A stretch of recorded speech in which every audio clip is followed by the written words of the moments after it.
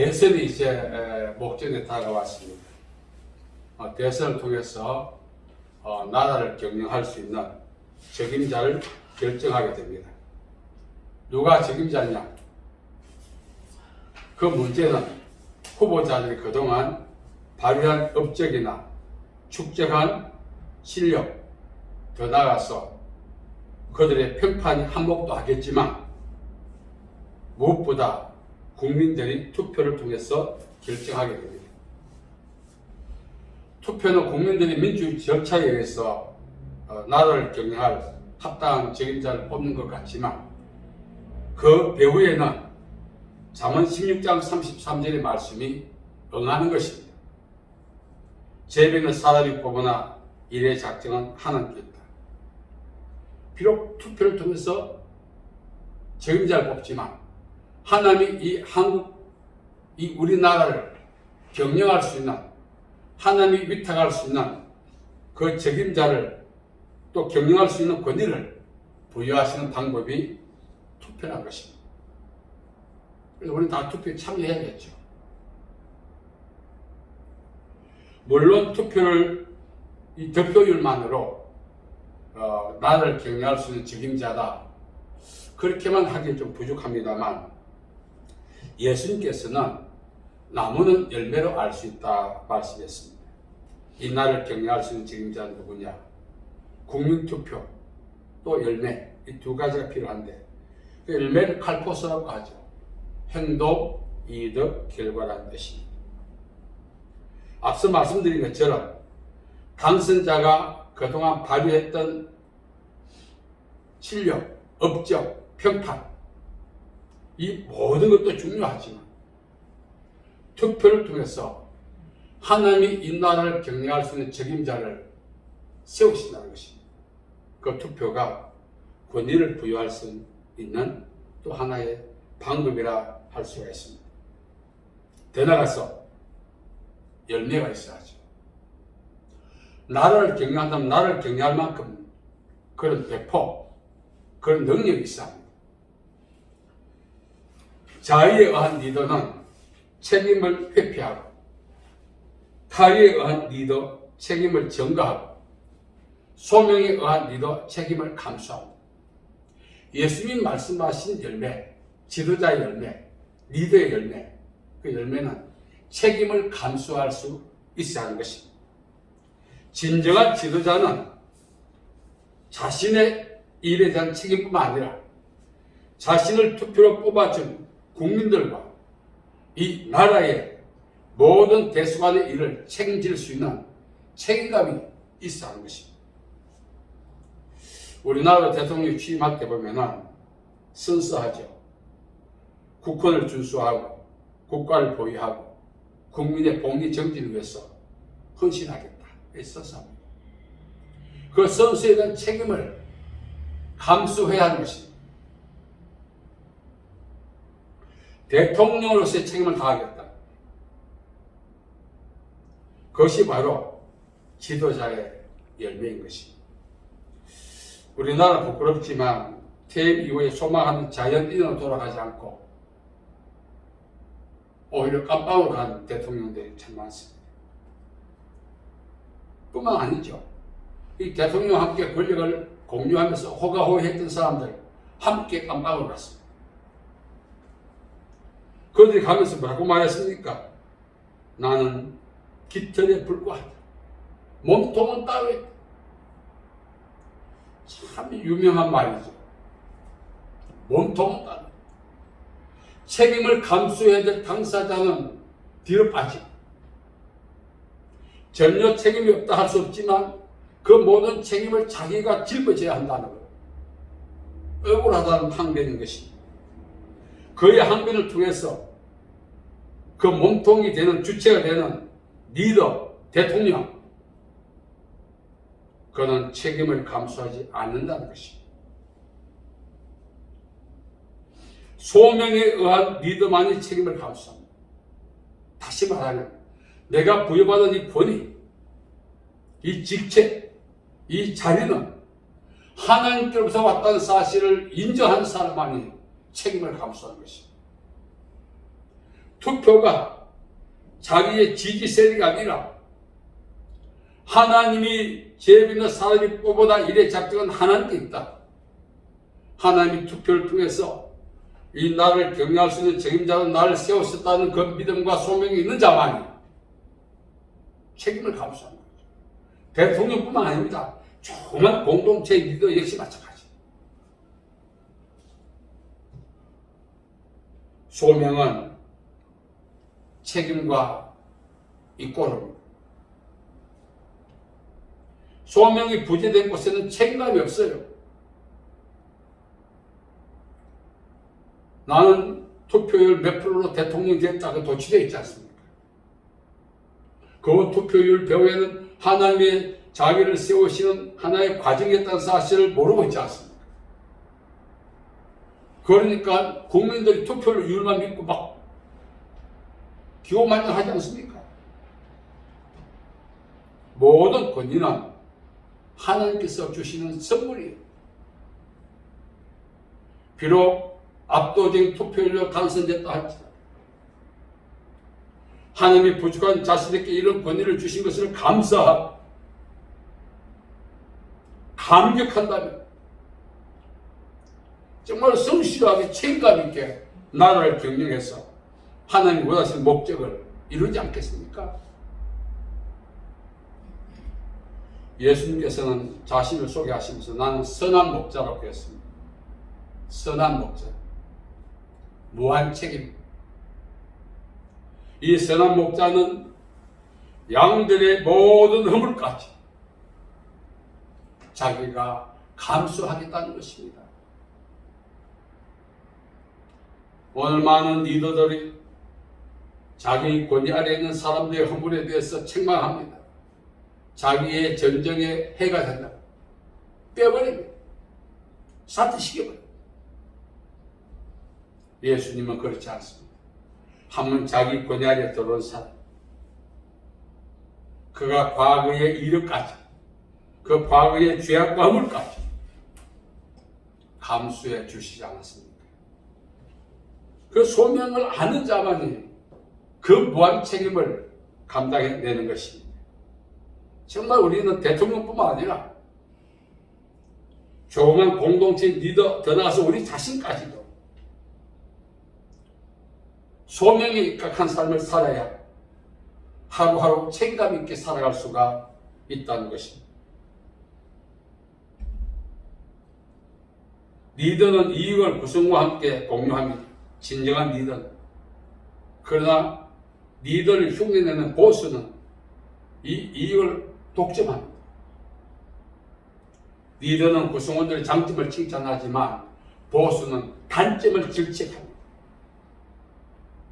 리더는 구성원들의 책임을 다 감수합니다. 그러나 보스는 구성원의 책임과 자기가 구분시킵니다. 더 나아가서 자기의 책임을 구성원들에게 떠넘깁니다. 오늘 우리는 진정한 책임감 있는, 소명감 있는 지도자가 이 나라에 세워져야 되는 것입니다. 그가 누구인가는 우리가 각자 판단해야겠죠. 하나님은 이 나라를 새롭게 하기를 원하십니다. 그렇다면 최종 권위는 하나님이시지만 이 나라를 경영할 수 있는 하나님의 권위를 위탁받은 그 대통령, 더 나아가서 지자체장, 국회의원, 정치, 모든 단체장들,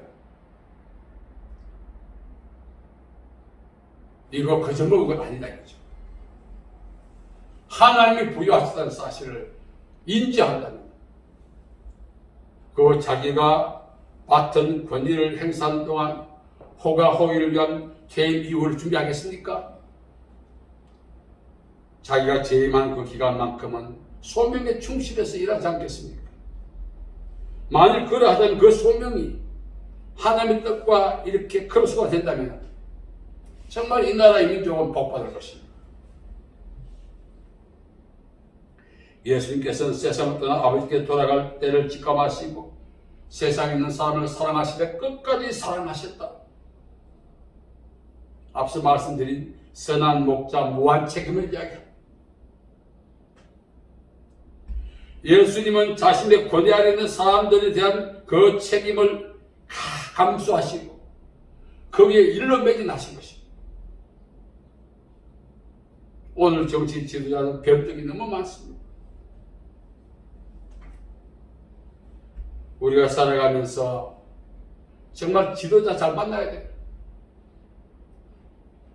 소명을 인정하고 소명을 감당하고 이꼬로 국민과 나라의 책임을 다하고자 하는 그러한 지도자를 우리가 만난다면 결국 우리는 하나님의 은혜 가운데 사는 또 하나의 기회가 되는 것입니다. 하나님은 사랑이라 하셨습니다. 이 사랑은 무한 책임을 동반하고 있습니다. 이벤트가 아닙니다. 영구적입니다. 그렇기 때문에 하나님은 세상을 사랑하사 독생자를 주셨다고 성경은 증거하고 있는 것입니다.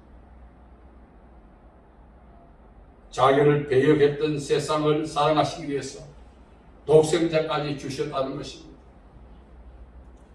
지도자의 진정한 모습을 하나님의 사랑과 예수님의 지상에 계실 때 행하셨던 그 행적을 통해서 우리가 본을 삼아야 하는 것입니다. 오늘 말씀에 보면은 우리가 어떻게 처신해야 할 것인가? 비록 우리나라는 한 나라를 책임질 수 있는 그런 위치에 있지 않지만, 한 지역을 관장할 수 있는 그런 위치에 있지 않지만, 우리 각자가 소명에 입각해서 살아갈 때 하나님 앞에 나의 책임을 다하고 살아가지 않겠습니까? 지도자를 보고 뽑아놨더니 엉뚱한지 나도 비판할 것이 아니라, 또 잘못 뽑았네 잘 뽑았네 할 것이 아니라, 먼저 우리 자신이 하나님 앞에 소명감 있게 살아가야 되지 않겠습니까?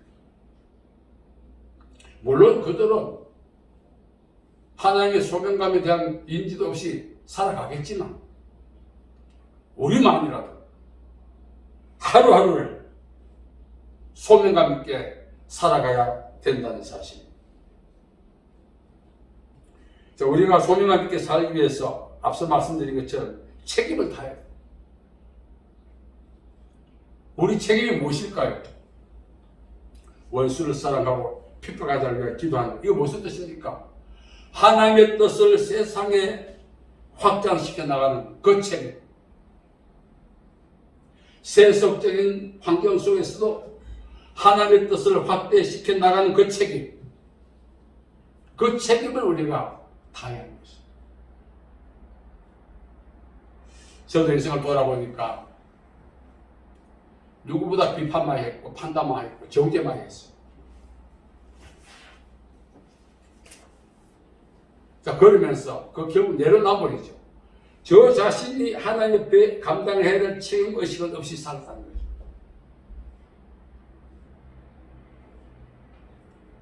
오늘 우리가 살아가면서 지도자로 하나님에 대한 소명의식 갖고 살아야 되지만 우리 역시 그런 소명감을 갖고 살아요. 각자가 자기의 위치와 자리에서 하나님의 나라 확장을 위한 책임을 다할 수가 있다는 사실입니다. 원수를 사랑하는 것, 핍박한 자를 위해 기도하는 것, 세상에는 이에는 이, 눈에는 눈입니다. 이러한 구조 속에서 어쩌면 원수를 사랑하고 핍박한 자를 위해 기도하는 것이 세상 구조에서 볼 때 이유배반적입니다. 그러나 그래도 우리는 그렇게 살아야 되는 것입니다. 우리가 능력이 뭐냐? 책임감을 다한다는 것은 우리 속에 있는 능력을 이렇게 세상에 표출하는 것인데 그 능력이 바로 오늘 말씀에 있습니다. 세상의 믿음을 따라 살지 말고 하나님의 말씀을 쫓아 살아야 돼요. 비록 세상이라고 하는 이 구조 속에서 우리가 꼼짝달싹 못한다 할지라도 소명감을 갖고 살아야 된다는 것입니다. 그것이 참 필요하죠. 근래들은 이제 젊었을 때 내가 왜 이런 사소한 것도 무시하고 살았나? 당연한 건데도 불구하고 그 당연한 것들을 젊어서는 인정도 하지 않았고 그렇게 살 의지도 없었어. 이제 와서 세월이 지나고 나니까 그렇게 살지 못하고 지나갔던 세월이 뼈저러지게 후회가 되는 거죠. 오늘 우리가 살아가면서 우리가 뽑았던 대통령, 지자체 단체장, 공동체 리더 뽑아주었더니 말이지 하면서 비판할 것이 아니라 나는 과연 소명감 있게 살고 있는가? 하나님이 나를 세상에 보내신 나를 구원해 주실 그 소명감 있게 내가 살고 있는가를 돌아볼 필요가 있지 않겠습니까? 만약 그게 없이 투표해서 뽑아줬다고 말이지 비방이나 하고 후회나 하고 어떤 분들이 제게 그 얘기했어요. 누구를 가르치면서 내가 뽑았더니 후회가 된다. 저도 그 말에 무언의 동의를 했죠. 그러다 돌아보면은 나는 과연 내가 질타하는, 비판하는, 비방하는 그 사람들의 죄악과 잘못이 내게는 없는가 있다는 거죠. 그 중에 가장 많은 게 무엇입니까? 차지하는 것이 소명감 없이 살아. 그런데 그것이 가슴을 칩니다. 오늘도 하늘 땅에 살게 하신 하나님의 그 소명감을 찾아요. 그리 살아야 후회가 없는 거예요.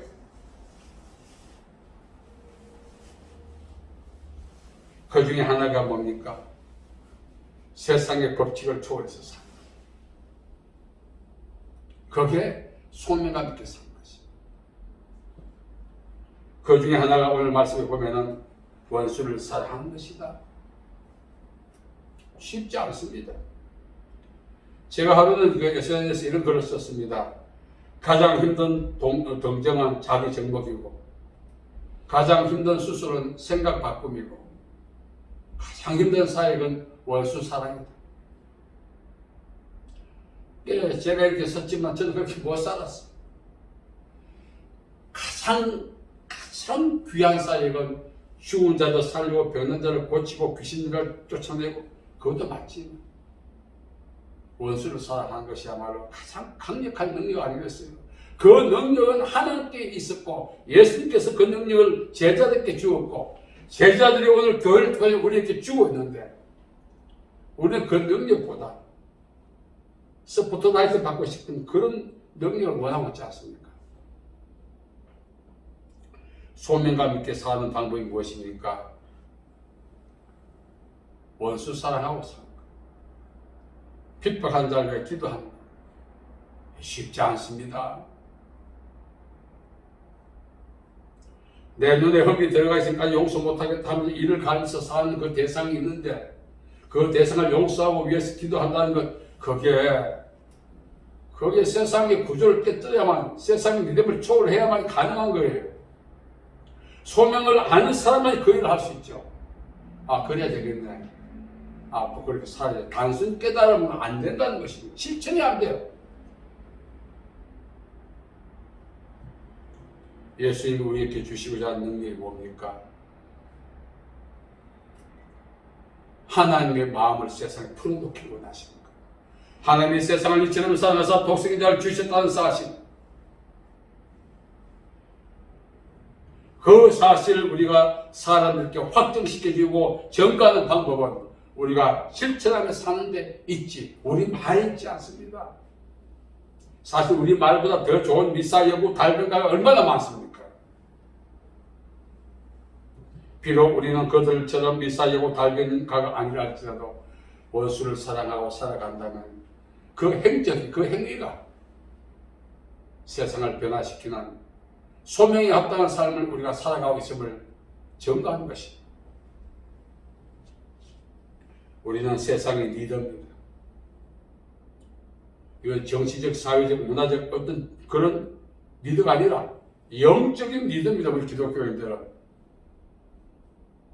그렇다면 리더가 책임감을 감당해야 하는 것입니다. 그 책임감 중에 가장 중요한 것이 하나님의 말씀을 실천하고 사는 것인데, 실천 제1덕목이 바로 원수를 사랑하는 것입니다. 제가 오늘까지 오면서 이것이 너무너무 힘들었어요. 아직까지 100% 원수 사랑하나? 아직까지는 아닌 것 같아요. 아직도 감정이 남아있고 그런 것 같아요. 정말 우리가 세상에 이런 틀을 초월해서 사는 것은, 비록 우리 세상에 살지만 하나님의 나라에 사는 그 기쁨은 바로 영적인 리더로서 소명감을 갖고 책임감 있게 살아가는 것입니다. 하나님이 우리를 사랑하신 같이 우리 역시 그렇게 살아야 해요. 예수님이 너희는 내게 와서 배우라 했습니다. 저는 60이 넘었기 때문에 60년 동안 예수께 배웠어요. 그 배운 것 중에 원수를 사랑하라 60년 동안 배웠는데 아직이 안 돼요. 어쩌면 두 가지죠. 배우기 싫어하거나 배우다 실천하기 싫어하면 둘 중에 하나겠죠. 우리 모두가 이제 이 나라를 뽑는, 경영하는 대통령을 뽑는 대선이 다가왔는데 우리는 매일매일 리더입니다. 세상의 리더로서 살아가면서 하나님이 나를 세상의 리더로 세우신 그 소명감에 충실해서 사랑하며 사는 것이 우리의 책무를 다하는 것이, 거기에 이제 머리에 들어오고 가슴에 들어오고, 그리고 지난날 그렇게 살지 못했던 것이 후회가 되기도 하고, 늦은 감이 있지만 이제도 그렇게 살려고 하니까 시간이 얼마 안 남은가. 그래도 이제는 하나님이 세우신 세상의 리더로서 하나님의 소명에 충실하기 위해서 이제 좀 사랑하며 살려고 합니다. 우리 모두가 그렇게 살아서 우리를 세상의 리더로 세우신 하나님을 기쁘게 할 수 있는 남은 삶이 되기를 간절히 축복합니다. 살아계신 아버지 하나님, 은혜와 사랑을 감사합니다. 정말 우리가 세상의 리더를 비판하면서 우리를 세상의 영적인 리더로 세우신 하나님을 기쁘게 하지 못했던 어리석은 삶을 살아왔던 지난 날을 회개합니다. 주여 용서하여 주시옵소서. 우리 이제 남은 인생을 하나님을 기쁘시게 하며 살기를 원하오니 인도하여 주시옵소서. 특별히 우리 각자에게 하루하루가 소명감 있게 오늘 또 살게 하신 하나님의 목적과 뜻을 깨닫고 합당하게 살아갈 수 있는 저희들 되게 은혜 주시옵소서. 예수님의 이름으로 기도하옵나이다. 아멘.